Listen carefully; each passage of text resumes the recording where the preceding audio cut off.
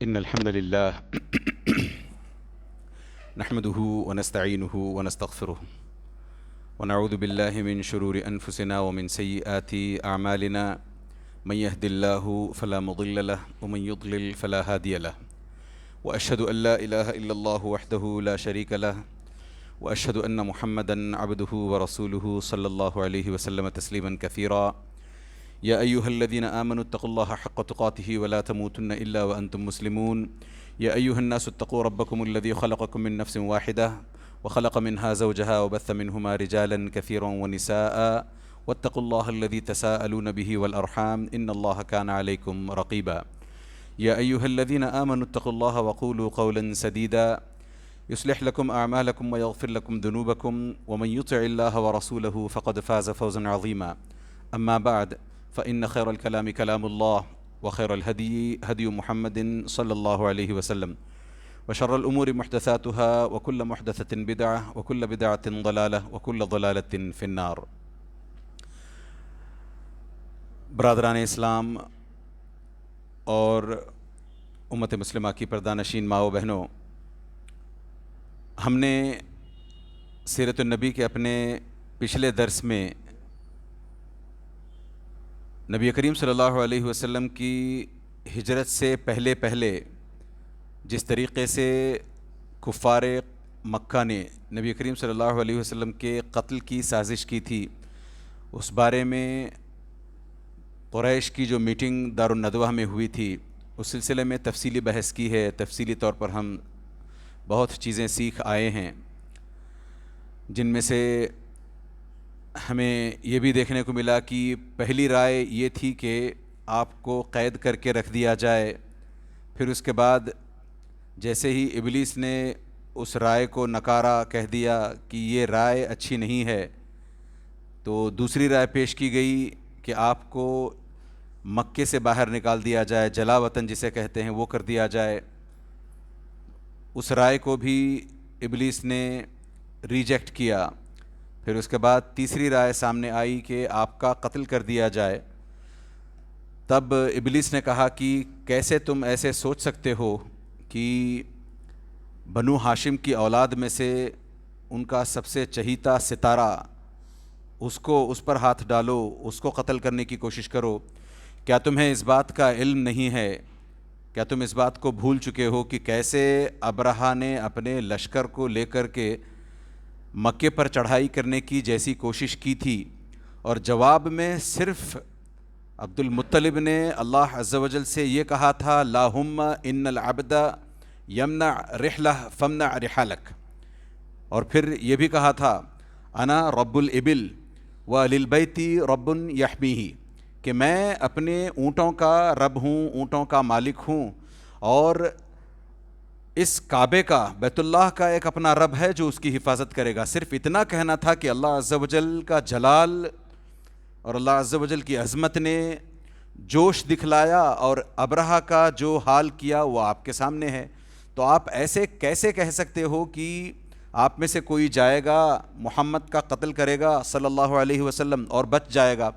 تب ابو جہل نے کہا کہ نہیں، ہم قتل تو کریں گے مگر ایسے نہیں کریں گے کہ ہم میں سے کوئی ایک جا کر کے نبی کریم صلی اللہ علیہ وسلم پر وار کرے، بلکہ ہمارے اپنے جتنے بڑے بڑے ٹرائبز ہیں، ہر ٹرائب میں کا ایک بندہ جو بانکا ہٹا کٹا نوجوان ہو اور خوب مسکولر ہو، ایسے طاقتور نوجوان ہر ٹرائب میں سے چن لیے جائیں، تمام کو جمع کیا جائے، تمام سے کہا جائے کہ ایک بار نبی کریم صلی اللہ علیہ وسلم پر سب کی تلواروں کا حملہ ہو، تاکہ نتیجے میں ایسا ہو کہ پھر نبی کریم صلی اللہ علیہ وسلم کی ٹرائب کے لوگ، بنو ہاشم کے لوگ اگر آ کر کے خون کے بدلے خون بھی چاہیں تو کتنوں کا خون کریں گے؟ وہ خود دیت پر معاملہ سیٹل کرنے کو آ جائیں گے، کہیں گے ہمیں بلڈ منی دے دو، اور ہمیں اس سے کیا، ہم بلڈ منی آسانی سے دے دیں گے محمد کے قتل کی، اور سانپ کا سانپ بھی مر جائے گا، لاٹھی بھی نہ ٹوٹے گی.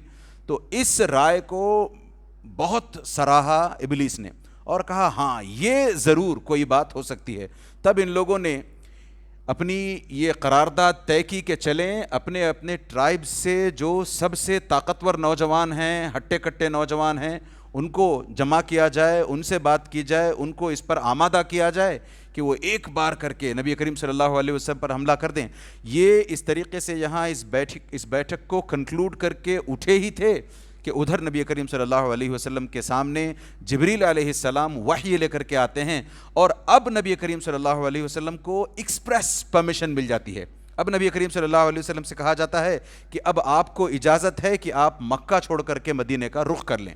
تو نبی کریم صلی اللہ علیہ وسلم کو جیسے ہی یہ خبر ملتی ہے وحی کے ذریعے سے، فوراً نبی کریم صلی اللہ علیہ وسلم سب سے بہترین وقت کا انتخاب کرتے ہیں تاکہ لوگوں میں پھر میرے اس طریقے سے اس پلان کو کرنے کی کوئی خبر باہر نہ لیک ہو۔ اس وجہ سے نبی کریم صلی اللہ علیہ وسلم دن کی چلچلاتی دھوپ میں، ہم عام طور پر مکے کی دھوپ کے تعلق سے دیکھتے سنتے آئے ہیں، خاص طور سے جو لوگ ان دنوں اس سال یا پچھلے سال حج کو ہو آئے ہیں وہ جانتے ہیں کہ کس قدر کڑاکے کی دھوپ وہاں پڑتی ہے، 50 سے زیادہ ڈگریز کا ٹیمپریچر ہوتا ہے۔ تو اندازہ کریں کہ ایسے ٹیمپریچر میں کسی انسان کا کھلے میں دن دہاڑے نکل کر کے، خاص طور سے سورج جب اپنی پوری اونچائی پر ہو، ہمارے سر پر ہو سورج، لوگوں کا اس طریقے سے باہر نکل کر گھومنا کرنا ریئر ہوتا ہے۔ کوئی ضروری کام ہو، کوئی نکل جائے تو نکل جائے، ورنہ کوئی نہیں نکلتا باہر۔ تو ایسے وقت کا نبی کریم صلی اللہ علیہ وسلم نے انتخاب کیا، اور خوب جتن کے ساتھ نبی کریم صلی اللہ علیہ وسلم اس وقت نکلے ہیں جب کہ سب قیلولے میں ہیں، سب آرام کر رہے ہیں گھر کے اندر، چلچلاتی دھوپ کی وجہ سے کوئی باہر نہیں نکلتا۔ نبی کریم صلی اللہ علیہ وسلم سیدھے ابو بکر رضی اللہ عنہ کے گھر پہنچتے ہیں، ڈور نوک کرتے ہیں، ابو بکر ڈور کھولتے ہیں، نبی کریم صلی اللہ علیہ وسلم کو پاتے ہی اندر بلا لیتے ہیں نبی کریم صلی اللہ علیہ وسلم کو۔ نبی کریم صلی اللہ علیہ وسلم کہتے ہیں مجھے تم سے کوئی پرائیویٹ بات کرنی ہے، آس پاس آپ کے جو بھی لوگ ہیں ان کو تھوڑا سا دور کر دو، کیونکہ بہت ڈسکریٹ سیکریٹ کانورسیشن مجھے آپ سے کرنی ہے۔ تو نبی کریم صلی اللہ علیہ وسلم کو فوراً یہ کہتے ہیں آپ کو پریشان ہونے کی ضرورت نہیں ہے یا رسول اللہ، یہ آپ کی اپنی وائف یہاں پر ہیں، عائشہ رضی اللہ عنہ کی اس وقت ان سے شادی ہو چکی تھی، آپ ہی کی اپنی گھر والی یہاں پر ہیں، آپ کو نشچنت ہو کر بات کریں آپ انشاءاللہ تعالیٰ۔ تو نبی کریم صلی اللہ علیہ وسلم کہتے ہیں کہ دیکھیں اب اللہ عز و جل نے مجھے یہاں سے جانے کی پرمیشن دے دی ہے۔ اس سے پہلے ہوا یوں کرتا تھا کہ جیسے ہی الگ الگ قافلے یا ایک ایک دو دو کے روپ میں لوگ مکہ چھوڑ کر کے مدینہ جانے لگے ہیں ہجرت کر کے، ابو بکر بھی جانا چاہتے تھے، تو نبی کریم صلی اللہ علیہ وسلم کچھ روایات کے مطابق ابو بکر رضی اللہ عنہ کو روکے رکھتے تھے کہ رک جاؤ، ہو سکتا ہے مجھے بھی اجازت مل جائے جانے کی۔ تو اس حساب سے ابو بکر رضی اللہ عنہ بھی نبی کریم صلی اللہ علیہ وسلم کی پرمیشن کا، اللہ کی طرف سے پرمیشن آنے کا انتظار کر رہے ہیں۔ جیسے ہی نبی کریم صلی اللہ علیہ وسلم یہ سناتے ہیں کہ اب مجھے پرمیشن مل گئی ہے، الصحبہ یا رسول اللہ، نبی کریم صلی اللہ علیہ وسلم سے پوچھتے ہیں تو مجھے اب آپ کی صحبت میں ہجرت کرنے کا موقع ملے گا یا رسول اللہ؟ نبی کریم صلی اللہ علیہ وسلم جواب میں ہاں کہتے ہیں۔ تو فوراً ابو بکر رضی اللہ عنہ کہہ اٹھتے ہیں کہ اسی دن کے انتظار میں نے 2 اونٹنیوں کو خوب کھلا پلا کر کے ہٹا کٹا کر کے تیار کر رکھا ہے، آپ ان میں سے جو اونٹنی چاہیں اختیار کر لیں۔ تو نبی کریم صلی اللہ علیہ وسلم کہتے ہیں لا ارکب بعیرا لیس لی، میں کسی ایسی اونٹنی کی سواری نہیں کرتا جو میری اپنی نہ ہو، میں لوں گا آپ سے اونٹنی مگر قیمت دے کر کے لوں گا۔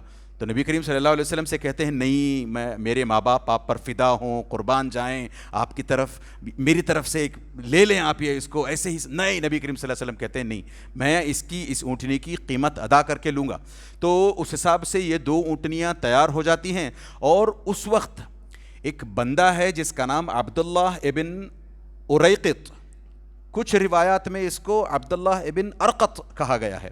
بہرحال یہ ایک غیر مسلم بندہ تھا مگر بڑا ثقہ ٹائپ کا انسان تھا، یعنی اس پر پورا بھروسہ کیا جا سکتا تھا۔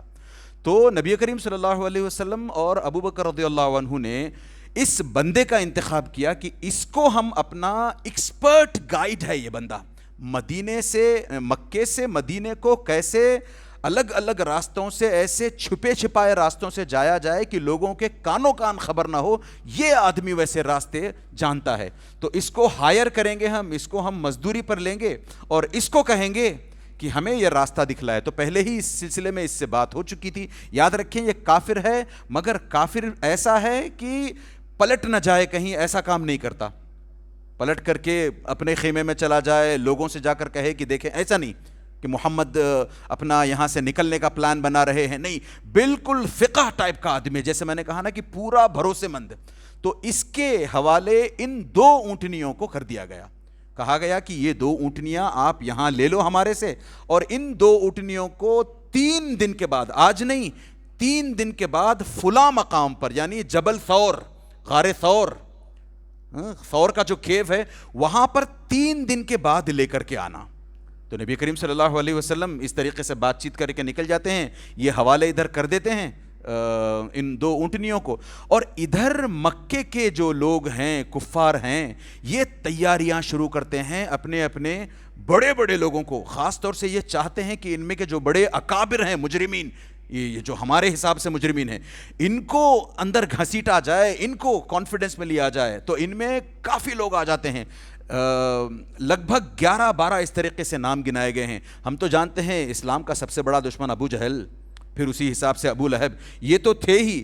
ان دونوں کے علاوہ عقبہ ابن ابی معیط، پھر اس حساب سے نضر بن حارث، امیہ ابن خلف، ابی ابن خلف، اور زمع ابن الاسود، اور اسی حساب سے نبی ابن الحجاج، منبہ ابن الحجاج، حکم ابن عاص، اور طعیمہ ابن عدی. یہ تمام کے تمام لوگ مل کر کے شڑینتر رچاتے ہیں کہ اب ہم نبی کریم صلی اللہ علیہ وسلم کے نہ صرف قتل کا پورا مصمم ارادہ کریں گے، بلکہ ایک روایت کے مطابق، حالانکہ اس روایت کی اوتھینٹسٹی پر کہیں نہ کہیں علماء کوسچن مارک لاتے ہیں کہ کیا نبی کریم صلی اللہ علیہ وسلم کے گھر کو سچ مچ گھیر لیا گیا تھا چاروں طرف سے. مگر ہاں کچھ روایات بتاتی ہیں، خاص طور سے وہ آیت وَجَعَلْنَا مِن بَيْنِ أَيْدِيهِمْ سَدًّا وَمِنْ خَلْفِهِمْ سَدًّا، اور اس حساب سے اس سے پہلی سورت انفال کی وہ آیت دیکھیں، وَإِذْ يَمْكُرُ بِكَ الَّذِينَ كَفَرُوا لِيُثْبِتُوكَ أَوْ يَقْتُلُوكَ أَوْ يُخْرِجُوكَ وَيَمْكُرُونَ وَيَمْكُرُ اللَّهُ وَاللَّهُ خَيْرُ الْمَاكِرِينَ. یعنی نبی کریم صلی اللہ علیہ وسلم کے قتل کا جس طریقے سے انہوں نے ارادہ کر رکھا تھا، اس حساب سے کچھ روایات کے تحت یہ بات ضرور آتی ہے کہ انہوں نے نبی کریم صلی اللہ علیہ وسلم کے گھر کو 4 طرف سے گھیر لیا تھا، ننگی تلواریں لیے، نوجوان، اور کہا جاتا ہے کہ لگ بھگ 50 نوجوان تیار کھڑے تھے نبی کریم صلی اللہ علیہ وسلم کو باہر نکلتا ہوا دیکھ کر کے قتل کرنے کے لیے. اور ان کا آپس میں بھی ایک روایت کے مطابق ایک اگریمنٹ تھا کہ ہم میں سے اگر کوئی، ان 50 لوگوں کا اپنا اگریمنٹ، کہ ہم میں سے اگر کوئی نبی کو دیکھ کر کے، محمد کو دیکھ کر کے قتل کرنے کی بجائے کسی وجہ سے ایکسکیوز دے کر کے بھاگا جائے تو اس کو پکڑ کے مار دیا جائے گا، اس کو قتل کر دیا جائے گا آگے چل کر کے. تو ایسا ان کا اگریمنٹ تھا کہ چاہتے ہوئے بھی کوئی بھاگ نہیں سکتا تھا. اور ادھر ابو جہل لوگوں میں اب ڈینگیں ہانکنے لگا جا کر کے، اچھا سنا ہے، اب اس کو تو پتہ چل گیا تھا، اب انہیں لگنے لگا تھا کہ محمد صلی اللہ علیہ وسلم کا ہم کام تمام کر دیں گے، اسلام کی بتی ہمیشہ کے لیے، اسلام کا چراغ ہمیشہ کے لیے گل ہو جائے گا. تو اس حساب سے یہ لوگوں میں جا کر کے باتیں کرنے لگا، کیا کیسی کیسی بڑی بڑی باتیں کیا کرتا تھا محمد کہ میرے دین پر آ جاؤ، عرب کے عجم کے بادشاہ بن جاؤ گے، ساری دنیا پر راج کرو گے، ساری دنیا تمہارے قدموں میں ہوگی، ہاں، اور آخرت میں تمہیں خوب نعمتیں ملیں گی، جنت ملے گی، میری بات نہیں مانو گے تو جہنم کا سامنا ہوگا، یہاں بھی ذلیل و خوار ہوگے، وہاں بھی ذلیل و خوار ہوگے، ایسے ویسے نہ جانے کتنی باتیں ایسی یہ کیا کرتا تھا. آج دیکھو، اب ہم آج رات محمد کا جب کام تمام کریں گے تو یہ ساری کی ساری باتیں اس کے سارے کے سارے لوگ، اس کے سارے کے سارے پلانز دھرے کے دھرے رہ جائیں گے. یہ سوچ کر کے ان لوگوں نے ایسا منصوبہ بنایا. یہ لوگ، ان کا ڈیفینٹ تھا ان کو کہ ہم نبی کریم صلی اللہ علیہ وسلم کو مار کر رہیں گے اور کسی بھی صورت اسلام پنپنے نہ پائے گا. آج بھی کئی لوگوں کو اس طریقے سے لگتا ہے کہ جہاں ہم بیت المقدس ہتھیا لیں اور اسی طریقے سے مسلمانوں کو اپنے پیروں تلے دبانے لگیں، چاروں طرف مسلمانوں کو اسلامو فوبک انوائرمنٹ بنا کر کے چھوٹی چھوٹی باتوں پر ستانے لگیں، آج بھی کئی لوگوں کو لگتا ہے کہ اب تب میں اسلام کا خاتمہ ہونے والا ہے. نبی کریم صلی اللہ علیہ وسلم نے فرمایا، بدأ الاسلام غریبا وسیعود کما بدأ.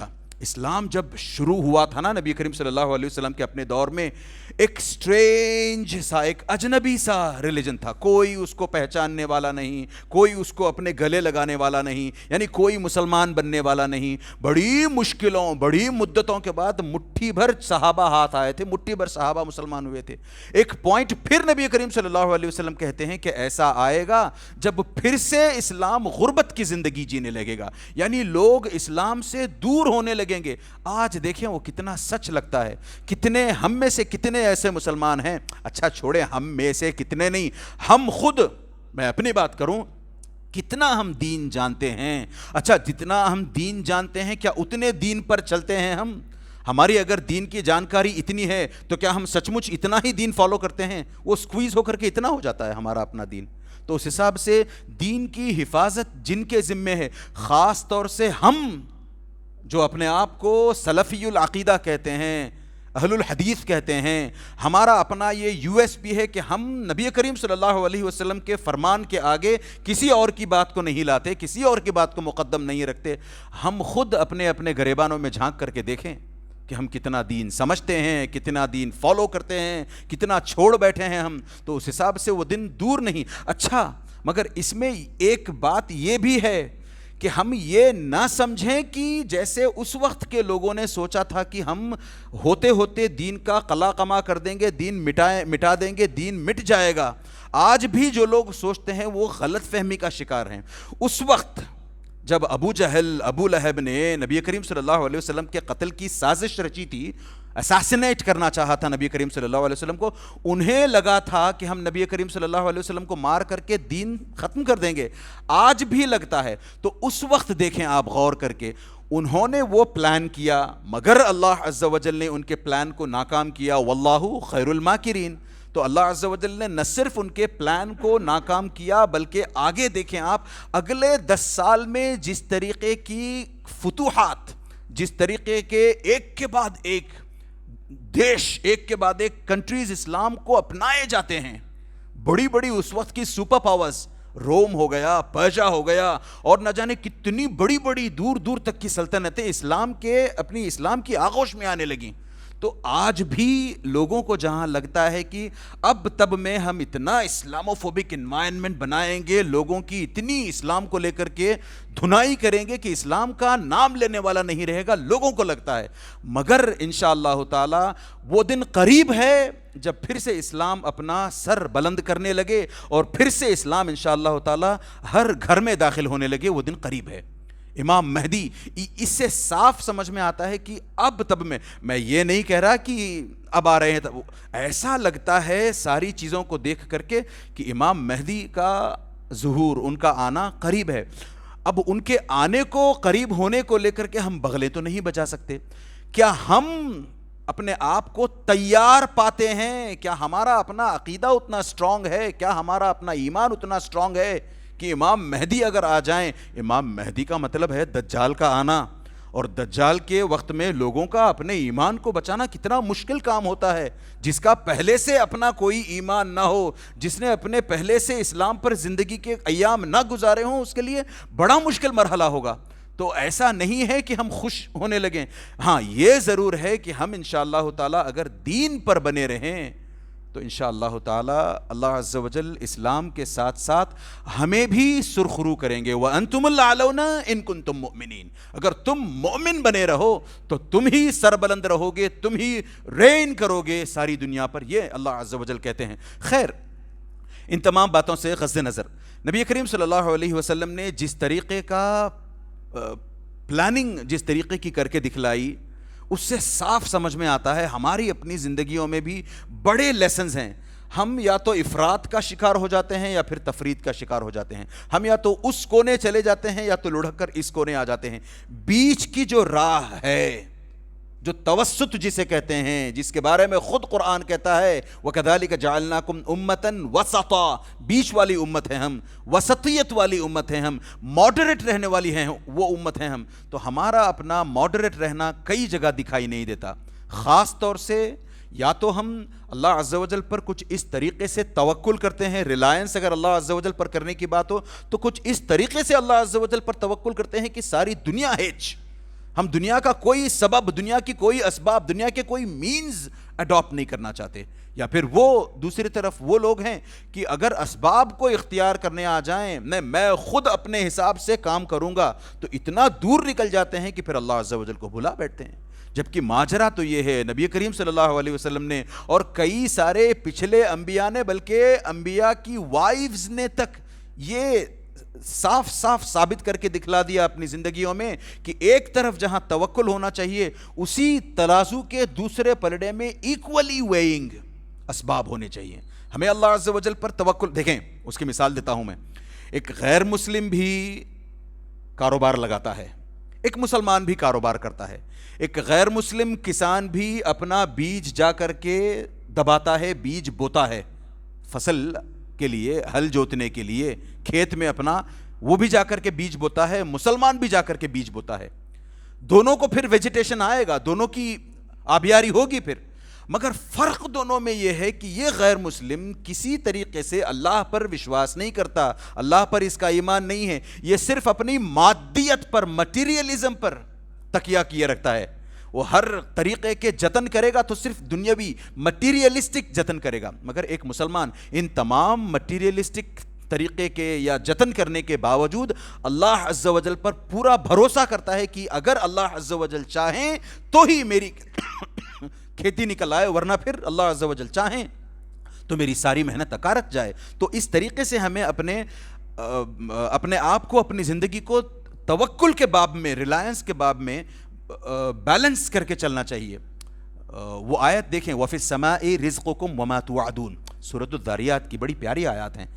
وَفِي السَّمَاءِ رِزْقُكُمْ وَمَا تُوعَدُونَ. تھوڑا سا نیچے چلے جائیں, ایک اور آیت آتی ہے وہیں پر, فَوَرَبِّ السَّمَاءِ وَالْأَرْضِ إِنَّهُ لَحَقٌّ مِثْلَ مَا أَنَّكُمْ تَنطِقُونَ. اس آیت کا فَوَرَبِّ السَّمَاءِ وَالْأَرْضِ, آسمان اور زمین کے رب کی قسم اللہ عز و جل کہتے ہیں. قرآن کی آیت ہے. اچھا, اس آیت میں کہا جو گیا ہے, اللہ عز و جل کہتے ہیں کہ تمہارے اپنے روزی روٹی کا سامان آسمانوں میں ہے, تم اللہ عز و جل سے گہار لگاؤ گے, اللہ عز و جل کے ہو کر رہو گے, اللہ عز و جل سے مانگو گے اور صرف اللہ عز و جل کے آگے اپنا سر جھکاؤ گے, تو تمہاری ساری اپنی دولتیں, تمہاری اپنی ساری روزی روٹی کا سامان وہ کرنے والا ہے. تو یہ کہنے کے بعد اللہ عز و جل کہتے ہیں فَوَرَبِّ السَّمَاءِ وَالْأَرْضِ إِنَّهُ لَحَقٌّ. یہ جو بات کہی جا رہی ہے بالکل حق بات ہے, بالکل سچی بات ہے, اور اس کے لیے اللہ عز و جل نے قسم کھائی. فَوَرَبِّ السَّمَاءِ وَالْأَرْضِ, آسمانوں اور زمین کے رب کی قسم. تو ایک بدو نے, ایک بیڈوین نے, ایک عرابی نے جب یہ آیت پڑھی یا جب یہ آیت سنی تو اس کا دماغ تھوڑا سا سٹپٹا سا گیا. کہا کس نے رب ذوالجلال کی عظمت کو ایسے للکارا کہ رب کو اس بارے میں قسم کھا کر کے اپنے بندوں سے کہنا پڑ رہا ہے. تو اندازہ کریں کتنی بڑی بات اس بندے نے کہی ہے کہ روزی روٹی کے تعلق سے قسم کھا کے بتایا جا رہا ہے. یعنی اتنا صاف سمجھ لیں کہ ہماری اپنی روزی روٹی اللہ عز و جل نے ہمارے اپنے پیدا ہونے سے 1 نہیں 2 نہیں 10 نہیں 100 نہیں 50,000 سال پہلے لکھ رکھی ہے ہماری اپنی روزی روٹی. آج ہم 2025 میں ہیں, ہو سکتا ہے کوئی بچہ آج پیدا ہوا ہو, تو اس بندے کا بھی اللہ عز و جل نے اس کی روزی روٹی بھی اس کے پیدا ہونے سے نہیں, آسمانوں اور زمینوں کے بنائے جانے سے 50,000 سال پہلے اس بندے کی روزی روٹی لکھ رکھی ہے. پھر بھی ہم غیر مسلمین, ہم مسلمان ہیں کہ اللہ عز و جل کے تعلق سے سوء ظن میں مبتلا ہیں, اللہ عز و جل کے تعلق سے پیسمسٹک ہو جاتے ہیں. ارے وہ کہتے ہیں وہ اس کافر کو اتنا دیتا ہے, وہ اس غیر مسلم کو اتنا دیتا ہے, ارے اللہ عز و جل کیوں ہمیں نہ دے گا؟ یہ سوچیں, ہم مسلمان ہیں, اگر اللہ عز و جل سے مانگیں اور صرف اسی سے مانگیں تو وہ دے گا. وہ ایک کافر کو اگر دے سکتا ہے تو کیا وہ ایک مسلمان کو نہیں دے گا جو اس کی اپنی عبادت کرتا ہو, جو صرف اس کے آگے سر جھکاتا ہو؟ اس حساب سے ہمیں وہ توازن, جیسے میں کہہ رہا ہوں, جو بیلنس ہے وہ برقرار رکھنا چاہیے. ورنہ پھر ہوگا یہ کہ اگر ہم صرف اسباب پر اعتقاد کرنے لگیں, اسباب کو اپنا سب کچھ بنا لیں اور اللہ عز و جل کو چھوڑ دیں پیچھے, اللہ عز و جل سے مانگے نہیں, اعتقاد ہمارا, عقیدہ ہمارا صرف اسباب پر ہو, تو یہ شرک میں داخل ہو سکتا ہے. جبکہ اگر صرف یہاں اعتقاد نہ کر کے صرف اللہ عز و جل پر اعتقاد کیا جائے اور اسباب چھوڑے جائیں تو شرک ہے, شرک نہیں ہے, معصیت ہے. یہ اندازہ کریں, there is a small difference, in fact there is a big difference between the two, کہ اگر ایک بندہ سبب اختیار کرتا ہے, مینز کو اڈاپٹ کرتا ہے اور صرف مینز کے پیچھے لگا رہتا ہے, اللہ عز و جل کو چھوڑ دیتا ہے, اللہ عز و جل سے پوچھتا نہیں ہے, بلکہ ان اسباب ہی کو اپنا خدا مانتا ہے, دوسرے معنوں میں کہ میں کروں گا تو ملے گا, میں جاؤں گا تو پاؤں گا, یہ اس طریقے سے اگر کرنے لگے تو ایسا شخص شرک کے زمرے میں داخل ہو سکتا ہے. وہیں دوسرا وہ شخص جو کمپلیٹلی اللہ پر تو ریلائی کرے مگر باہر جا کر کے محنت نہ کرے، روزی روٹی کی تلاش نہ کرے، وہ بندہ شرک سے نہیں، شرک سے تو کوسوں دور، معصیت کا شکار، اللہ کی نافرمانی کا شکار ضرور ہو سکتا ہے. کیونکہ اللہ عز و جل کیا کہتے ہیں؟ فَامْشُوا فِي مَنَاكِبِهَا وَكُلُوا مِن رِزْقِهِ. اللہ عز و جل کی زمین میں چلو پھرو اور اللہ عز و جل کی دی ہوئی روزی روٹی کھاؤ. یعنی چلنا پھرنا، دوڑ دھوپ کرنا، روزی روٹی کی کوششیں کرنا، یہ کرتے ہوئے پھر اللہ عز و جل پر توکل کیا جائے، یہ بہت بڑی بات ہوتی ہے. اور اس سلسلے کی آخری بات، توکل کے سلسلے کی آخری بات، اللہ عز و جل خود کہتے ہیں وَمَن يَتَوَكَّلْ عَلَى اللَّهِ فَهُوَ حَسْبُهُ. اللہ عز و جل پر جو بندہ اپنا کمپلیٹ ریلائنس کر لے، پورا توکل کر لے، اللہ عز و جل is enough for them. پھر اس کو ادھر ادھر دیکھنے کی، ڈھونڈنے کی ضرورت نہیں ہوتی. اللہ عز و جل وَيَرْزُقُهُ مِنْ حَيْثُ لَا يَحْتَسِبُ. اللہ عز و جل اس کو ایسی جگہوں سے روزی روٹی لا کر کے دیتے ہیں، اس کی روزی روٹی کا انتظام کرتے ہیں کہ اس کے وہم و گمان میں بھی نہیں ہوتا.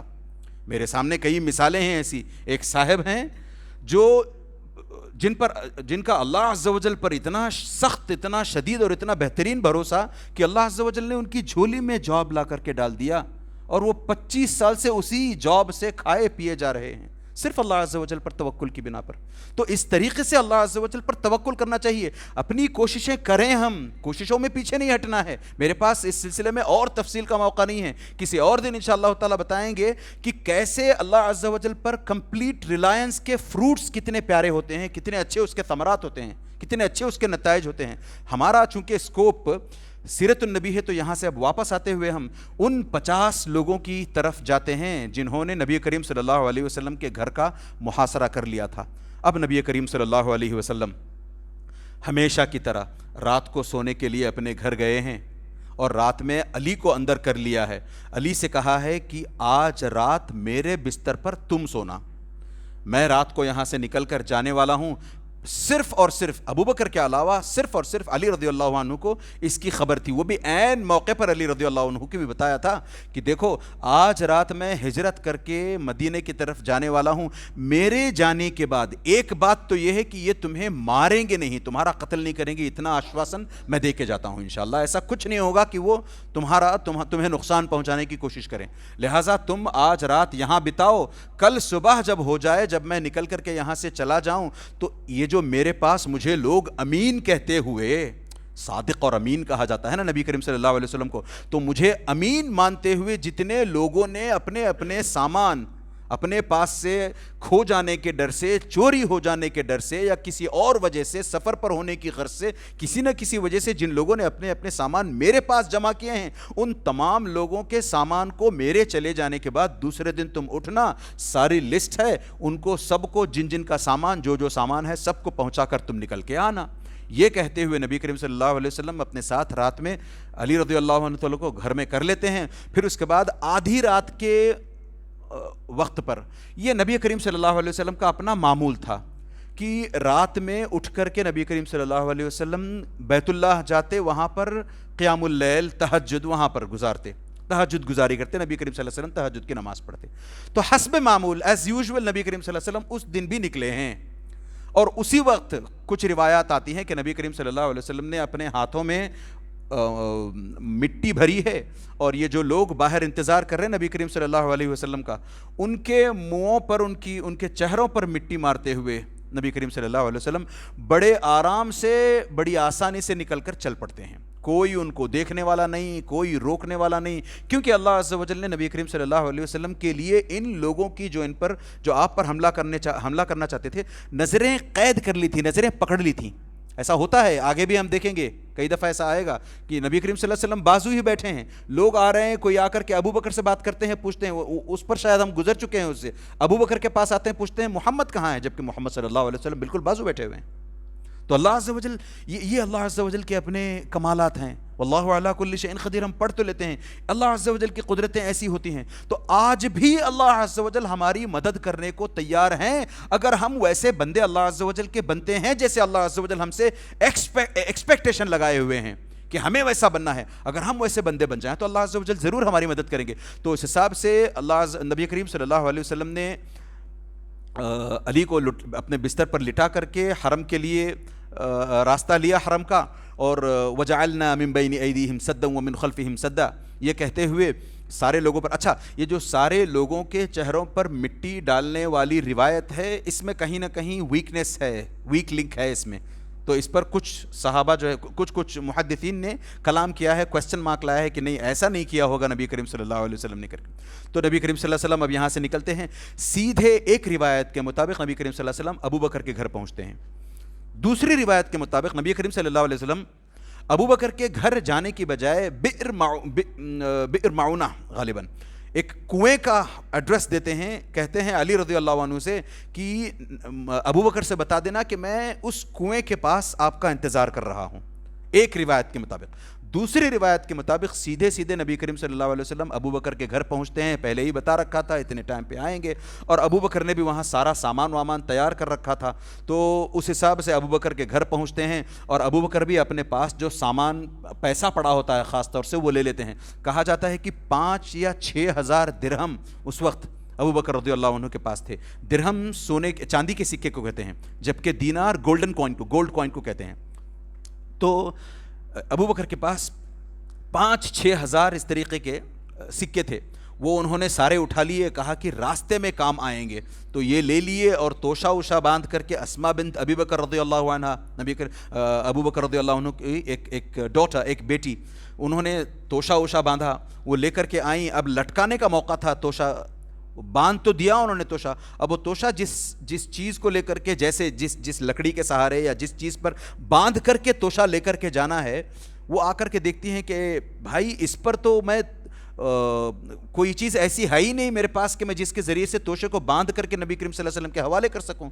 تو اس وقت ان کے پاس ایک اوڑھنی ہوتی ہے، وہ اوڑھنی وہ بیچ میں سے پھاڑ کر کے اس کے 2 ٹکڑے کر لیتے ہیں، ایک ٹکڑا اٹھا کر کے اپنی کمر پر واپس باندھ لیتے ہیں، اور دوسرے ٹکڑے سے اس توشے کو باندھ دیتے ہیں، جس کی وجہ سے ان کا نام ذات النطاقین، یعنی 2 اوڑھنیوں والی نام پڑ گیا اس کا ان کے بعد۔ اسماء بنت ابی بکر کی میں بات کر رہا ہوں۔ تو اس حساب سے نبی کریم صلی اللہ علیہ وسلم اور ابو بکر رضی اللہ عنہ نکلتے ہیں۔ یہاں پھر سے نبی کریم صلی اللہ علیہ وسلم کی ویژن دیکھیں، دوربینی دیکھیں، کتنی دور تک نبی کریم صلی اللہ علیہ وسلم سوچتے ہیں۔ یہ دیکھیں کہ نبی کریم صلی اللہ علیہ وسلم نکلے ہیں مکے سے، اپنے گھر سے، بیت اللہ سے، ابو بکر کے گھر سے، مدینہ اس طرف کو ہے، نبی کریم صلی اللہ علیہ وسلم اس ڈائریکشن میں نہیں جاتے ہیں۔ ان کو پتا ہے نبی کریم صلی اللہ علیہ وسلم کو کہ میں اس ڈائریکشن میں جاؤں گا، 4 لوگ بلکہ چاروں طرف سے لوگ جن کو جیسے ہی پتا چلے گا کہ میں نکل چکا ہوں، میری تلاش میں اسی سمت میں نکلیں گے، کیونکہ سب یہیں گئے ہیں، مدینہ یہی ہے، اسی جگہ پر سارے مسلمان جا رہے ہیں، لہٰذا نبی کریم صلی اللہ علیہ وسلم پیچھے کی طرف چلتے ہیں۔ مکے سے مدینے کو جو دشا جاتی ہے، جو راستہ جاتا ہے، اس راستے میں جانے کی بجائے اس کے اپوزٹ ڈائریکشن میں، جبل ثور پیچھے والی ڈائریکشن میں ہے، اس ڈائریکشن میں چلتے ہیں۔ پوری طریقے سے 5 یا 6 مائلز، اندازہ کریں 5-6 مائلز کو آپ کنورٹ کریں تو 8 سے 10 کلومیٹرز نبی کریم صلی اللہ علیہ وسلم چل کر جاتے ہیں، اور راستہ کئی جگہ پتھریلا ہے، اس وجہ سے نبی کریم صلی اللہ علیہ وسلم کے پیر زخمی ہونے لگتے ہیں، پتھریلے راستے کی وجہ سے۔ ایک تو رات کا وقت، دوسرا پتھریلا راستہ، تو رات کے وقت اس پتھریلے راستے پر چلنے کی وجہ سے نبی کریم صلی اللہ علیہ وسلم کے جیسے ہی پیر زخمی ہوتے ہیں، نبی کریم صلی اللہ علیہ وسلم اب ٹوز پر چل رہے ہیں۔ ایک سیکنڈ کے لیے سوچیں کیسی قربانیاں نبی کریم صلی اللہ علیہ وسلم نے ہمارے لیے دی ہیں تاکہ ہم تک دین پہنچ سکے، ہم اسلام پر آ سکیں، ہم اپنی آخرت کی کامیابی کا سامان کر سکیں۔ کتنی بڑی قربانیاں، کون کرے گا یہ؟ 1 کلومیٹر ہم چل کر کے دکھلائیں ننگے پیر اگر انجرڈ ہو جائیں، پیروں میں سے خون نکلنے لگے، ٹوز پر آئیں، نہیں، میں اس کی بات نہیں کر رہا، صرف اتنا سوچیں کہ اگر ہم 1 کلومیٹر اپنے شوز، ساکس اور جو بھی فٹ ویئر ہوں نکال کر کے پیدل، پتھریلی زمین پر نہیں، سڑک پر پیدل چل کر کے دکھلائیں، نہیں چل پائیں گے ہم لوگ۔ تو ایسے نبی کریم صلی اللہ علیہ وسلم نے پنجوں پر کافی وقت گزارا ہے، پنجوں پر چل کر کے گئے ہیں، اور نبی کریم صلی اللہ علیہ وسلم سیدھے ادھر غار ثور تک پہنچتے ہیں۔ ادھر پہنچنے سے پہلے اور ایک روایت میں، خاص طور سے ابو بکر رضی اللہ عنہ کی اپنی روایت میں آتا ہے، صحیح بخاری اور صحیح مسلم میں یہ روایت ہے، وہ کہتے ہیں کہ ہم جب نکلے ہیں تو رات بھر چلے ہیں اور دن کا بڑا حصہ ہم چلے ہیں، خوب، تاکہ پوری دور جہاں تک ہو سکے وہاں تک پہنچ جایا جائے. تو جبل ثور کے پاس، غار ثور کے پاس جا کر کے وہاں پہنچتے ہیں، اور وہاں بھی جا کر کے ایک سیکنڈ کے لیے پھر سے سوچیں، وہ غار ثور ہے، وہ ایک کھیو ہے، ریزورٹ کو نہیں گئے ہیں نبی کریم صلی اللہ علیہ وسلم. ہم ریزورٹ کو جاتے ہیں 3-4 دن پیسے دے کر کے بھی ہمیں رہنا پڑے یا مفت میں بھی رہنا پڑے، اوب جاتے ہیں. وہاں اس چھوٹے سے غار میں نہ جانے کیسے اس اندھیرے میں نبی کریم صلی اللہ علیہ وسلم نے 3 دن اور 3 راتیں نکالی ہوں گی. وہاں بیٹھے، وہ بھی ایسا نہیں ہے کہ چلو ایک 2 بیڈ روم کا گھر ہے، 2 بیڈ روم کا یا بڑا ماسٹر بیڈ روم ہے، آرام سے جو چاہے کر، نہیں، بیٹھنے کو جگہ نہیں، کھڑے ہونے کو جگہ نہیں، ڈھنگ سے نماز پڑھنے کو جگہ نہیں ہوگی. ایسے ٹائٹ سکویزنگ کلاسٹروفوبک جگہ میں 3 دن نکالنا بہت بڑی بات ہوتی ہے. خود ابو بکر اور نبی کریم صلی اللہ علیہ وسلم پہنچتے ہیں، اور نبی کریم صلی اللہ علیہ وسلم کو اندر لے جانے سے پہلے ابو بکر خود کہتے ہیں کہ آپ 1 منٹ رک جائیں، میں اندر جا کر کے تھوڑی سی صاف صفائی کر لیتا ہوں، اور دیکھتا ہوں اگر کہیں کوئی ہولز ہوں، سنیک ہولز وغیرہ کوئی ہوں تو میں ان کو پلگ کر دیتا ہوں، کپڑے اپڑے لگا کے بند کر دیتا ہوں. اس میں ایک روایت آتی ہے جس کی ونس اگین صحت پر کوسچن مارک ہے، اوتھینٹسٹی پر کوسچن مارک ہے. کہ کہا جاتا ہے، روایت یوں آتی ہے کہ نبی کریم صلی اللہ علیہ وسلم کو اندر داخل کروانے سے پہلے ابو بکر جاتے ہیں، سارے ہولز جو بھی ہیں سب پلگ کر دیے، سب جگہ پر کپڑے اپڑے لگا دیے، ایک ہول باقی رہ گیا تھا. نبی کریم صلی اللہ علیہ وسلم کو اندر بلا لیا اور بیٹھ گئے خود، اور اس ایک ہول پر خود ابو بکر نے اپنا پیر رکھ دیا.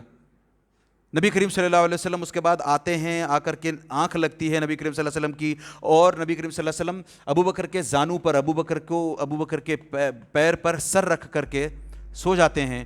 یہ روایت آتی ہے اس طریقے سے. اور اس دوران ہوتا یہ ہے کہ اس ہول میں جس میں انہوں نے اپنا پیر گھسیڑ رکھا ہے، وہاں سے کوئی زہریلا جانور آ کر کے ڈس لیتا ہے ابو بکر رضی اللہ عنہ کو. اس کی وجہ سے ابو بکر کی تکلیف شروع ہوتی ہے، رونا شروع کرتے ہیں. روتے روتے جب آنکھوں کا پانی نکل کر کے، اپنی آنکھوں سے جو آنسو نکلتے ہیں وہ نکل کر کے نبی کریم صلی اللہ علیہ وسلم کے رخسار پر پڑتے ہیں، گال پر جب وہ پانی پڑتا ہے، تب نبی کریم صلی اللہ علیہ وسلم جاگ جاتے ہیں. یہ روایت صحت کے درجے تک غالباً نہیں پہنچتی، اس میں کوسچن مارک ہے. ہاں، اس روایت کو اگر آپ یہ صحیح ہو جائے، اگر 1 سیکنڈ کے لیے مان لے کہ یہ روایت صحیح ہے، تو بھی آپ دیکھیں، ہم عام طور پر کہتے ہیں نا کہ خود نبی کریم صلی اللہ علیہ وسلم کا فرمان ہے کہ جب تک کوئی بندہ خود اپنے رشتہ داروں سے بڑھ کر، اپنے ماں باپ گھر والوں سے بڑھ کر، اپنے کاروبار وغیرہ سے، ساری دنیا سے بڑھ کر کے، جب تک کوئی بندہ مجھے، اپنے آپ سے بڑھ کر جب تک کوئی بندہ مجھے نہ چاہ لے، تب تک وہ بندہ مسلمان نہیں ہو سکتا. تو یہاں دیکھیں، اپنے آپ کو پیچھے ڈھکیلنا، اپنے نفس کو پیچھے ڈھکیلنا، اپنے آپ پر نبی کریم صلی اللہ علیہ وسلم کو ترجیح دینا، اپنے آپ سے زیادہ محبت نبی کریم صلی اللہ علیہ وسلم سے کرنا، اس کا ایک ڈیمنسٹریشن اگر یہ روایت صحیح ہے تو ابو بکر نے کیا ہے. کہ بھلے مجھے وہ زہریلا سانپ ہو، زہریلا جانور ہو، کاٹ جائے، مگر محمد صلی اللہ علیہ وسلم کے آنچ نہ آنے پائے.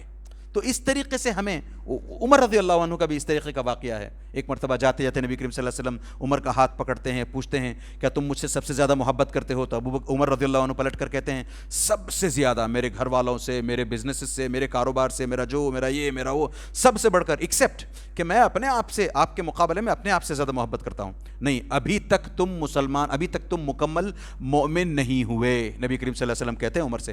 تو تھوڑا سا رک جاتے ہیں، ایک تھوڑا سا پاز لیتے ہیں، پھر اس کے بعد کہتے ہیں اب میں آپ سے، خود سے زیادہ آپ سے محبت کرتا ہوں میں الان. تب نبی کریم صلی اللہ علیہ وسلم کہتے ہیں کہ اب تم اس زمرے کو آئے ہو جہاں ایک آدمی کا ایمان مکمل ہوتا ہے. تو اس حساب سے اگر روایت صحیح ہے تو دیکھیں کتنا بڑا نمونہ ابو بکر رضی اللہ عنہ نے پیش کیا. اگر روایت صحیح نہیں ہے، جس کے بارے میں اکثر مفسرین، اکثر محدثین بلکہ ان کی رائے یہ ہے کہ نہیں، یہ روایت صحت کے درجے کو نہیں پہنچتی. there is a question mark about the authenticity of this روایہ. تو اس حساب سے نبی کریم صلی اللہ علیہ وسلم یہاں آتے ہیں، 3 راتوں تک قیام ہے نبی کریم صلی اللہ علیہ وسلم کا. ادھر ابھی رات کا وقت ہے، وہاں جہاں ہم چھوڑ آئے ہیں نبی کریم صلی اللہ علیہ وسلم، علی رضی اللہ عنہ کو جہاں چھوڑاتے ہیں، وہاں ابھی رات کا وقت ہے. نبی کریم صلی اللہ علیہ وسلم ادھر نکل کے آ گئے ہیں، علی ادھر بستر پر سو رہے ہیں. کافی دیر تک یہ لوگ پہرا دیتے رہنے لگتے ہیں ایسے ہی. ابھی صبح ہوئی نہیں ہے. اچانک ایک آدمی یہاں سے کوئی گزرتا ہے ان کے پاس سے، پوچھتا ہے کیا ماجرا ہے، آپ لوگ اتنے لوگ یہاں کیا کر رہے ہو کسی کے گھر کے آگے؟ وہ کہتے ہیں ہم محمد کے گھر کے آگے کھڑے ہیں, محمد کا انتظار کر رہے ہیں باہر نکلنے کا. محمد کا انتظار کر رہے ہو؟ ارے تھوڑی دیر پہلے ہی میں نے اس کو دیکھا ہے, گیا ہے یہاں سے محمد. تو یہ لوگ کہنے لگے محمد کو تم نے دیکھا؟ نہیں, ہم نے تو دیکھا ہے اندر سو رہا ہے محمد. علی رضی اللہ عنہ سو رہے ہیں وہ. ارے محمد کو ہم نے دیکھا ہے اندر وہ سو رہے ہیں. نہیں, میں نے دیکھا ہے اپنی آنکھوں سے جاتے ہوئے محمد کو. تو ان میں سے ایک دو نے جھانک کر کے دیکھا نبی کریم صلی اللہ علیہ وسلم کے گھر کے اندر, علی چادر تانے ہوئے سو رہے ہیں, سوچا کہ محمد صلی اللہ علیہ وسلم سو رہے ہیں. تو کہنے لگی کہ نہیں, تم نے کسی اور کو دیکھا ہوگا, یہ یہاں سو رہے ہیں محمد. تو اس حساب سے یہ صبح تک انتظار کرتے ہیں. صبح جب علی رضی اللہ عنہ باہر نکل کے آتے ہیں تب یہ پریشان ہوتے ہیں, ارے ہم تو سمجھ رہے تھے کہ محمد سو رہے ہیں, تم آئے ہو. ایک روایت کے مطابق یہ لوگ اپنا آپا کھو بیٹھتے ہیں اور علی رضی اللہ تعالیٰ عنہ پر ہاتھ اٹھاتے ہیں. مارا پیٹا علی رضی اللہ عنہ کو, بال گھسیٹے, آپ کے ہاتھ پیر باندھ کر کے بیت اللہ لے گئے ہیں, وہاں کچھ دیر تک باندھ کر رکھا ہے, ایونچولی چھوڑ دیا ہے ایک روایت کے مطابق. دوسری روایت کے مطابق علی رضی اللہ عنہ سے صرف بات چیت ہوئی ہے, پوچھا محمد کہاں ہے؟ He said I don't know, مجھے نہیں پتا کہاں ہے. تو یہ فوراً نکلے ہیں وہاں سے, صبح ہو گئی ہے نا. تو ایک روایت کے مطابق پھر سے فوراً نکل کر کے ابو جہل اپنے کچھ آدمیوں کے ساتھ ابو بکر رضی اللہ عنہ کے گھر آتا ہے, جسٹ ٹو چیک کہ بھئی اگر محمد گیا ہے تو ہو نہ ہو ابو بکر ساتھ گیا ہوگا, اگر ابو بکر یہاں ہے تو اس کا مطلب ہے کہ محمد بھی آس پاس ہی ہوگا. تو اس حساب سے یہ پہنچتے ہیں, ابو جہل اور ان کی ٹولی ابو بکر کے گھر پہنچتے ہیں رضی اللہ عنہ. تو جا کر کے وہاں نوک کیا, آسمان ڈور کھولا, تو پوچھتے ہیں ابو جہل پوچھتا ہے ابو بکر کہاں ہیں, تمہارے والد صاحب کہاں ہیں؟ مجھے نہیں پتا, یہ جواب دیتی ہیں. تو یہ سمجھ جاتا ہے اور غصے میں تل میں لا کر کے ایک روایت کے مطابق اتنی زور سے تھپڑ مارتا ہے اسما رضی اللہ عنہا کو کہ آپ کے کان کی بالی گر جاتی ہے, کان سے خون بہنے لگتا ہے, اور وہاں سے وہ نکل چلتا ہے. تو پھر یہ چلا ہے وہاں سے نکل کر کے, اور لوگوں میں خوب ڈھونڈنا کرنا, چاروں طرف لوگوں کو دوڑا دیا ہے. لوگ ہر دشا میں 10-10 مائلز تک چلے گئے ہیں پتہ کرنے کے لیے کہاں محمد ملے گا, کہاں ابو بکر ملے گا صلی اللہ علیہ وسلم رضی اللہ عنہ. تو یہ اس طریقے سے ڈھونڈتے ڈھونڈتے ایک پوائنٹ ان کا ایسا آتا ہے, اس 3 دن کے میں کیا کہہ رہا ہوں, ایک پوائنٹ ایسا آتا ہے کہ یہ لوگ ڈھونڈتے ڈھونڈتے نبی کریم صلی اللہ علیہ وسلم اور ابو بکر جہاں ہیں جس غار میں, اس کی اوپننگ تک پہنچ جاتے ہیں, اس کے دہانے تک پہنچ جاتے ہیں. یہ ہے کیو اندر کی طرف, اور یہ ڈھونڈتے ڈھونڈتے پہاڑ کے اوپر پہنچ کر کے یہاں سے کیو کے اندر جایا جاتا ہے. یہاں پر آ کے 2-4 لوگ کھڑے ہیں, نبی کریم صلی اللہ علیہ وسلم کو ڈھونڈ رہے ہیں, ادھر ادھر دیکھے جا رہے ہیں. تو فوراً ابو بکر دیکھ لیتے ہیں کہ ان کے قدم یہاں سے دکھائی دے رہے ہیں, لوگوں کے پیر دکھائی دے رہے ہیں. تو نبی کریم صلی اللہ علیہ وسلم سے کہتے ہیں اگر ان میں سے کوئی بندہ اپنی نظر نیچی کر کے ہماری طرف دیکھ لے تو ہم پکڑے جائیں گے. پھر اسلام at this point was at its weakest moment. اسلام اپنے سب سے ویک مومنٹ میں جی رہا تھا اسلام, کیونکہ اگر وہ سچ مچ نبی کریم صلی اللہ علیہ وسلم کو دیکھ لیتے, یہ اور بات ہے کہ وہ ناممکن تھا, کیونکہ اللہ عز و جل نے پھر سے ان کی نظریں پکڑ رکھی ہیں, دیکھ نہیں پاتے. مگر ایک سیکنڈ کے لیے سوچ لیں, اگر وہ دیکھ لیتے تو فوراً حملہ کرتے, اسلام کا خاتمہ ہو جاتا پھر سے. مگر اللہ عز و جل کو کچھ اور منظور تھا. اچھا, آگے بڑھنے سے پہلے غار ثور کے تعلق سے 2-1 باتیں اور آپ کے سامنے رکھوں میں. غار ثور کے تعلق سے ضعیف روایات بہت آتی ہیں, اس میں سے ایک کے بارے میں تو میں نے آپ کے سامنے بات رکھ دی کہ وہ جو ایک ہول کو اپنے پیر سے پلگ کیا وہ ضعیف لگتی ہے. اسی حساب سے یہ جو لوگ آئے ہیں اوپر کھڑے ہیں دہانے پر, کیو کی اوپننگ پر, کچھ روایات میں آتا ہے, ضعیف روایات میں, کہ وہ اس وجہ سے دیکھ نہیں پائے ہیں نیچے نبی کریم صلی اللہ علیہ وسلم کو, یا غار کے دہانے کی طرف ان کا دھیان اس وجہ سے جا نہیں پایا ہے کہ اللہ عز و جل نے مکڑی کو حکم دیا تھا کہ ایک ویب بنا لے, باہر چل کر کے جالا بن لے اس کے دہانے پر. تو اس نے جالا آنن فانن بن لیا تھا اللہ عز و جل, کن فیکون, اس حساب سے. تو ان روایات کے مطابق, حالانکہ میں پھر بتا دوں آپ کو کہ یہ روایات سخت ضعیف ہیں, ایسی روایات کی ضرورت نہیں ہے. نبی کریم صلی اللہ علیہ وسلم کی اپنی زندگی کے قصوں کو یا پھر ہجرت کو یا پھر سیرت النبی کو تھوڑا سا مزیدار بنانے کے لیے کچھ روایات اس طریقے سے من گھڑت لائی گئی ہیں. ان کی ضرورت اسلام کو اور ان کی ضرورت نبی کریم صلی اللہ علیہ وسلم کو نہیں ہے. تو ایک روایت یہی ضعیف روایت یہ بتاتی ہے کہ مکڑی کا جالا بن گیا تھا, اس کی وجہ سے ان لوگوں نے ارے جالے کے اندر کون ہوگا, یہاں تو جالا, اس کا مطلب کئی دنوں سے کوئی گیا نہیں ہے, یہ سوچ کر کے ان کا دھیان نہیں گیا. دوسری ایک اور ضعیف روایت، اس میں یہ آتا ہے کہ اللہ عز و جل نے ایک درخت کو حکم دیا کہ اس کیو کی اوپننگ پر، اس غار کے دہانے پر اگ آئے، تو راتوں رات ان کے اندر چلے جانے کے بعد ایک درخت اگ آیا ہے وہاں پر، اور پھر اللہ عز و جل نے جنگلی کبوتروں کو حکم دیا کہ اس درخت کے پاس، اس دہانے کے پاس آ کر کے بیٹھ جائیں، تو جنگلی کبوتر آ کر کے بیٹھے ہوئے ہیں۔ اس وجہ سے ان لوگوں کا دھیان نہیں گیا جو لوگ نبی کریم صلی اللہ علیہ وسلم کو سرچ کرتے ہوئے آنا چاہ رہے تھے، جبکہ حقیقت یہ ہے کہ اللہ عز و جل نے ان لوگوں کی نظریں پکڑ کر رکھ لی تھیں، اس وجہ سے یہ لوگ سوچ نہیں پائے تھے، اس طرف ان کا دھیان جا نہیں پایا تھا۔ ایک سیکنڈ کے لیے سوچیں علی رضی اللہ عنہ کے تعلق سے، ان کو ایسے ہی شجاع، بہادر نہیں کہا گیا۔ خیبر کے دروازے کے تعلق سے ہم وہاں جائیں گے تب بات کریں گے انشاءاللہ تعالیٰ، جب جنگ خیبر کے تعلق سے بات کرنے لگیں تب انشاءاللہ تعالیٰ بات کریں گے ان کی اپنی بہادری کے تعلق سے۔ ایک سیکنڈ کے لیے سوچیں، علی رضی اللہ عنہ کو جب نبی کریم صلی اللہ علیہ وسلم نے کہا کہ تمہیں آج رات میرے بستر پر سونا ہے، ایک سیکنڈ کے لیے انہوں نے سوچا نہیں، پلٹ کر نبی کریم صلی اللہ علیہ وسلم سے یہ نہیں کہا وائی می، میں کیوں، ابو بکر کو تو سلائیں آپ، کسی اور کو لے لیں آپ، کسی اور نہیں۔ ایک سیکنڈ کے لیے یہ تک نہیں سوچا کہ ہو سکتا ہے میری مار پیٹ ہو، مجھے مارا پیٹا جائے، میری ہڈی پسلی ایک کر دی جائے، میں ہو سکتا ہے مجھے مار دیا جائے، ایک سیکنڈ کے لیے نہیں سوچا ہے۔ اور اس وقت کہا جاتا ہے صحیح روایات کے مطابق اس وقت علی رضی اللہ عنہ کی عمر بھی کوئی زیادہ نہیں تھی، 23 ایئرز، صرف 23 سال کا بانکا نوجوان۔ ان کے اندر کتنی وزڈم دیکھیں، کتنا ان کا اپنا دماغ پختہ ہے، اسلامی تعلیمات کتنی اندر تک ان کے گھر کر جاتی ہیں کہ ہم 40-50 کے بھی ہو جائیں ایسی سوچ ہماری نہیں ہوگی جیسے ان کی 23 سال کے اندر تھی۔ تو اس حساب سے ہمیں اپنے ایمان کو مضبوط کرنے کے لیے ایمان سیکھنا چاہیے۔ انما العلم بالتعلم، دین سیکھنے سے آتا ہے۔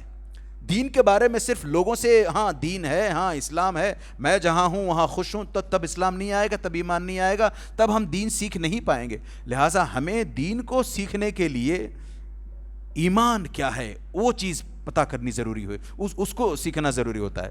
تو اس حساب سے علی رضی اللہ عنہ کو یہاں چھوڑ کر جاتے ہیں اور نبی کریم صلی اللہ علیہ وسلم وہاں پہنچتے ہیں، اور یہ لوگ آ کر کے دہانے پر دیکھتے ہیں، نبی کریم صلی اللہ علیہ وسلم کو نہیں پاتے ہیں، واپس آہستہ آہستہ یہ لوگ چلے جاتے ہیں۔ اب یہاں پر میں نے توکل اور اسباب یعنی ریلائنس اپان اللہ عز و جل as well as taking means, میں نے کہا نا یہ دونوں ایکول میجرز میں ہونا چاہیے، تو اس کی ایک آدھ مثال یہاں پر دیکھ کر کے انشاءاللہ تعالیٰ بات ختم کرتے ہیں۔ نبی کریم صلی اللہ علیہ وسلم جیسے ہی نکلے ہیں ابو بکر کے ساتھ، ابو بکر کا ایک بیٹا عبداللہ ابن ابی بکر رضی اللہ عنہ، ان کو حکم دیا ہے کہ آپ ایک کام کرو، دن بھر صبح سے لے کر شام تک، مغرب ہونے تک مکے میں رہو، کیا کیا خبر وہاں ملتی ہے نوٹ ڈاؤن کرو اسے، میرے تعلق سے، آپ کے تعلق سے، یعنی ابو بکر اور نبی کریم صلی اللہ علیہ وسلم کے تعلق سے جو جو باتیں ہوتی ہیں ساری باتیں رجسٹر کرو، نوٹ کرو ساری باتیں۔ مغرب کا وقت ہو جانے کے بعد، اندھیرا چھا جانے کے بعد آپ نکلو وہاں سے، جبل ثور کے پاس آؤ، آ کر کے ساری اپڈیٹ ہمیں دینا، ساری انفارمیشن ہمیں دینا۔ یاد رکھیں مائنڈ یو 10 کلومیٹرز چل کر جانا ہے، اور وہ بھی اندھیرے میں، گھوڑا گاڑی لے کر کے جائیں گے، اونٹ لے کر کے جائیں گے، لوگ اچھا لے کر کے نکل رہا ہے، کہاں نکل رہا ہے، ابو بکر کا بیٹا ہے، کہیں نہ کہیں کچھ نہ کچھ تو وہ ڈاؤٹ نہیں آنا چاہیے، اس حساب سے ایسی پلاننگ کروائی ہے۔ اچھا یہ نکل کر کے رات کو پہنچتے ہیں یہاں پر، نبی کریم صلی اللہ علیہ وسلم اور اپنے والد صاحب کے ساتھ رات گزارتے ہیں۔ ایک تو ساری انفارمیشن دینی تھی، گھنٹوں لگتے ہیں، ساری انفارمیشن بھی دے دیتے ہیں، اور اس کے ساتھ ساتھ رات میں کافی حصہ رات کا ان کے پاس رہتے ہیں۔ پھر صبح ہونے سے پہلے پہلے، کچھ گھنٹے پہلے پہلے وہاں سے نکل جاتے ہیں، مکہ پہنچ جاتے ہیں، تڑکے سے پہلے پہلے، فجر صادق سے پہلے پہلے مکہ واپس پہنچ جاتے ہیں اپنے گھر، تاکہ لوگوں کو یہ لگے کہ رات یہیں رہ کر آئے ہیں، رات یہیں گزاری ہے انہوں نے، کسی کو ڈاؤٹ نہ آئے کہ یہ کہیں سے چل کر کے آئے ہیں، دور جا کر کے آئے ہیں۔ کنٹینیوسلی 3 دن یہ کام کیا ہے، اپ اینڈ ڈاؤن 6 ٹائمز ہو جاتا ہے اس حساب سے، 3 دن، رات میں جانا وہاں پر، صبح میں آنا، رات میں جانا صبح میں آنا، ساری انفارمیشن کلیکٹ کرنا لے جا کے دینا، ساری انفارمیشن کلیکٹ کرنا لے جا کے دینا۔ اتنا ہی نہیں، اس وقت کے لوگ اتنے چالاک تھے، اتنے ویسے تھے، اس کا وہاں کا اس وقت کا ماحول ہی ویسا تھا کہ لوگ آپ کے قدموں کے نشانوں کو دیکھ کر کے پتہ لگا لیتے تھے کہ آپ کون ہو، کہاں گئے ہو۔ تو اس حساب سے عین ممکن تھا کہ عبداللہ بن ابی بکر جس طریقے سے قدم اٹھائے جا رہے ہیں، غار ثور تک جاتے ہیں، تو قدموں کا پیچھا کرتے کرتے ہو سکتا ہے غار ثور تک یہ لوگ پہنچ جائیں دشمنان اسلام. تو اس کا بھی انتظام جاتے ہوئے کر جاتے ہیں. توکل plus means, adoption of means, اس کی اگزامپل. ایک تو عبداللہ بن ابی بکر انفارمیشن لے کر کے آنا ہے، وہ کیسے اسباب اختیار کیے دیکھیں. اس حساب سے ابو بکر کا یہ جو بیٹا عبداللہ بن ابی بکر ہیں، ان کے قدموں کے نشان کو ڈھونڈتے ہوئے لوگ نہ آنے پائیں، اس حساب سے ان کا ایک اپنا آزاد کردہ غلام ہے ابو بکر رضی اللہ عنہ کا، عامر ابن فہیرہ رضی اللہ عنہ. ان کو انہوں نے یہ ذمہ داری دے رکھی کہ آپ میری بکریوں کو لو، چرانے کے لیے نکلو. جیسے سارے لوگ چرانے کے لیے اپنی بکریوں کو لے کر کے نکلتے ہیں دن میں، آپ بھی نکل جاؤ. یاد رکھو شام کے وقت پر جب عبداللہ ابن ابی بکر میرے پاس آ جائیں، تب آپ ان کے قدموں کے نشان مٹانے کے لیے اپنی بکریوں کو اسی راستے پر ڈال دو، تاکہ ان کے نشان کے اوپر بکریوں کے نشان، بکریوں کے پیروں کے نشان. لوگ اتنی ساری بکریوں کے پیروں کے نشان دیکھ کر کے تو سوچیں گے کہ ٹھیک ہے کوئی چرانے کے لیے اپنی بکریوں کو لے کر کے گیا ہے. تو ایک وہ کرو، اور اس میں ایڈیشنل فائدہ یہ ہوگا کہ آپ وہاں پہنچو گے، بکریاں دن بھر میں تازہ ترو تازہ چر کر کے آئی ہیں، ان کا خوب دودھ ملے گا، ہم لوگ دودھ پئیں گے. نبی کریم صلی اللہ علیہ وسلم، ابو بکر، خود عامر بن فہیرہ، عبداللہ بن ابی بکر، چاروں لوگ دودھ پئیں گے. ایک آدھ بکری کو ذبح کر کے ہم لوگ کھائیں گے بھی. پھر صبح آپ وہاں سے عبداللہ بن ابی بکر کے نکلنے کے بعد آپ نکلو پیچھے پیچھے، پھر سے آپ قدموں کے نشان کو مٹاتے ہوئے چلو. یہ کنٹینیوسلی 3 دن تک کیا ہے. ایک روایت کے مطابق اسما بنت ابی بکر، ابو بکر رضی اللہ عنہ کی ڈاٹر، یہ 3 دنوں تک برابر کھانا لے جا کر کے دیتی رہی ہیں، اور ان کے پیچھے، ان کے جانے کے کچھ دیر بعد عامر بن فہیرہ اپنی بکریوں کو لے کر کے نکلتے ہیں. اسما بنت ابی بکر واپس آنے کے بعد ان کے پیچھے پھر قدموں کو نشانوں کو مٹانے کے لیے عامر بن فہیرہ پھر سے بکریوں کو لے کر کے نکلتے ہیں. تو اس طریقے سے اتنی جتن اور اتنی پلاننگ اور اتنی ڈیٹیلڈ پلاننگ کے ساتھ کام ہوا ہے. 3 دن تک وہاں نبی کریم صلی اللہ علیہ وسلم رکتے ہیں اس غار میں. میں نے کہا وہ اپوزٹ ڈائریکشن میں ہے مکے کے، مدینے کے. تو وہاں 3 دن تک رکنے کے بعد، جہاں جیسے پہلے سے بات ہوئی تھی عبداللہ ابن ابی اریقط سے کہ تیسرے دن وہاں اونٹنیوں کو لے کر کے پہنچ جانا، تو عبداللہ بن ابی اریقط اپنی اونٹنی پلس یہ 2 اونٹنیاں جو اسے پہنچانی ہیں نبی کریم صلی اللہ علیہ وسلم اور ابو بکر کے لیے، ان 2 اونٹنیوں کو لے کر کے اس وقت پر جب کہا گیا تھا کہ وہاں پہنچے، بالکل پہنچ جاتا ہے. آگے کیا ہوتا ہے اس پر بات کرنے سے پہلے ایک چھوٹی سی بات کر لیتے ہیں. میں نے کہا جب یہ لوگ اس دہانے پر آئے ہیں دیکھنے کے لیے، اندر دیکھ نہیں پاتے ہیں، یہ نبی کریم صلی اللہ علیہ وسلم سے ابو بکر کہتے ہیں کہ لو نظر احدهم الى قدمیہ لابصرنا، اگر ان میں کا کوئی ایک بھی بندہ اپنے قدموں کی طرف ہی بس نیچے دیکھ لے تو ہمیں پالے گا، ہم دکھائی دے جائیں گے ان کو، پھر تو خیر نہیں ہوگی. تو نبی کریم صلی اللہ علیہ وسلم پلٹ کر کہتے ہیں لا تحزن ان اللہ معنا. اس سے پہلے نبی کریم صلی اللہ علیہ وسلم کہتے ہیں ما ظنک یا ابا بکر ما ظنک باثنین اللہ ثالثہما. اے ابو بکر، ان 2 لوگوں کے بارے میں تم کیا سوچتے ہو، تمہارا کیا خیال ہے جن کا تیسرا اللہ عز و جل ہے، یعنی جس کے ساتھ اللہ عز و جل لگے ہوں، جس کی مدد اللہ عز و جل کر رہے ہوں، جس کی پشت پناہی اللہ عز و جل کر رہے ہوں، جس کو اللہ عز و جل کی بیکنگ ہے، اس کو کون اس کا کیا بگاڑ سکتا ہے؟ اس کے بارے میں تم کیا سوچتے ہو؟ لا تحزن. اچھا، اس سلسلے میں یہ لا تحزن کا جو لفظ آیا ہے، اس کو لے کر کے یہ جو روافضہ ہیں، یہ جو محرم کے مہینے میں خوب اچھل کود مچاتے ہیں روافضہ شیعہ، یہ لوگ اس لفظ کو لے کر کے ابو بکر پر خوب کیچڑ اچھالنے کی کوشش کرتے ہیں. کہتے ہیں کہ دیکھو ابو بکر ڈر گیا، اللہ المستعان. یہ ابو بکر اپنے لیے ڈرے نہیں تھے. ابو بکر کو جب کہا گیا لا تحزن ان اللہ معنا، تو اس کا مطلب یہ نہیں ہے کہ ابو بکر خوف کھا گئے تھے اپنی جان کا. ارے یہ تو اپنی جان ہتھیلی پر لے کر کے نکلنے کو تیار ایسے صحابہ ہیں. سر فہرست ان کا نام آئے گا اگر اس طریقے سے جان ہتھیلی پر لے کر نکلنے کی بات ہو. انہیں اگر خدشہ لگا تھا تو نبی کریم صلی اللہ علیہ وسلم کو لے کر کے لگا تھا کہ میں آپ کی حفاظت کے لیے، آپ کی حفاظت کے سلسلے میں اتنا پریشان ہوں، میں اتنا سوچتا ہوں، کہیں ایسا نہ ہو کہ نبی کریم صلی اللہ علیہ وسلم پر کوئی آنچ آ جائے، نبی کریم صلی اللہ علیہ وسلم دکھائی دے جائیں. تو اس حساب سے نبی کریم صلی اللہ علیہ وسلم کو لے کر کے تھوڑے سے چنتت ہوئے تھے. اس وجہ سے اللہ عز و جل نے کہا لا تحزن ان اللہ معنا. اس کا یہ مطلب نہیں ہے کہ یہ خود پریشان ہوئے تھے، ورنہ تو پھر دیکھیں قرآن میں وہ کلا لا تطعہ واسجد واقترب، یہ آیت آتی ہے. اب نبی کریم صلی اللہ علیہ وسلم سے حکم ہے کلا لا تطعہ، یعنی ابو جہل کی بات مت ماننا، ابو جہل کی اطاعت، ابو جہل کی فرما برداری مت کرنا. ابو جہل نبی صلی اللہ علیہ وسلم کا کیا لگتا ہے کہ اس نبی کریم صلی اللہ علیہ وسلم اس کی فرما برداری کریں؟ تو کیا اللہ عز و جل یہ کہتے ہیں کہ ابو بکر کی ابو جہل کی فرما برداری نہ کرو؟ نہیں، یہ مسئلہ نہیں ہے. دوسری جگہ یا ایھا النبی اتق اللہ ولا تطع الکافرین والمنافقین، اے نبی کریم صلی اللہ علیہ وسلم اتق اللہ، اللہ سے ڈریں. کہ اللہ عز و جل سے ڈرتے نہیں تھے نبی کریم صلی اللہ علیہ وسلم؟ جو اللہ عز و جل ایسے کہہ رہے ہیں. نہیں، بات کچھ اور ہوتی ہے. نبی کریم صلی اللہ علیہ وسلم کے ذریعے سے ہمیں بات پہنچانی ہوتی ہے. ولا تطع الکافرین والمنافقین کا مطلب یہ نہیں ہے کہ آپ صلی اللہ علیہ وسلم کافروں اور منافقوں کی فرما برداری کریں گے، اطاعت کریں گے. نہیں، ہمیں حکم ہے اصل میں. تو اس حساب سے وہاں پر لا تحزن جو کہا گیا ابو بکر رضی اللہ تعالیٰ عنہ کو، اس لیے کہا گیا کہ ابو بکر رضی اللہ تعالیٰ عنہ نبی کریم صلی اللہ علیہ وسلم کو لے کر کے تھوڑے سے پریشان ہونے لگے تھے. اس وقت دیکھیں جس طریقے سے نبی کریم صلی اللہ علیہ وسلم نے کام ڈاؤن کروایا ہے ابو بکر رضی اللہ عنہ کو، کتنا خود اپنے میں کتنے کام کمپوزڈ ہے نبی کریم صلی اللہ علیہ وسلم. رتی برابر بھی ماتھے پر کوئی شکن نہیں، دلاسا دیتے ہیں پریشانی کی کوئی بات نہیں ہے، اللہ عز و جل ہمارے ساتھ ہیں. وہ کانفیڈنس دیکھیں، ایسے ہی بولنا نہیں، جس کانفیڈنس کے ساتھ، جس ایمان کے ساتھ، جس توکل کے ساتھ، اور اللہ عز و جل کے جتنے قریب ہیں نبی کریم صلی اللہ علیہ وسلم اس قربت کے ساتھ بولنا. آج بھی ہم چاہیں تو اس طریقے کی مدد ہمارے سامنے بھی اللہ عز و جل کی طرف سے آ سکتی ہے. But the question is, the $1,000,000 question is, کیا ہمارا ایمان، کیا ہمارا کانفیڈنس، کیا اللہ عز و جل سے ہم اتنے قریب ہیں؟ کیا ہمارا اپنا ریلائنس، توکل اللہ عز و جل پر ویسا ہے؟ ہم اگر اس کا سوال تلاش کرنے بیٹھیں، اس کا جواب تلاش کرنے بیٹھیں، تو انشاءاللہ تعالیٰ عین ممکن ہے کہ ہم دین سیکھنے سمجھنے لگیں گے. اللہ سے دعا کریں کہ اللہ عز و جل ہمیں دین سکھلائے، سمجھائے اور دین پر زندگی بھر باقی رکھے. آمین. وصلی اللہ علی نبینا محمد وعلی آلہ وصحبہ اجمعین. السلام علیکم ورحمۃ اللہ وبرکاتہ.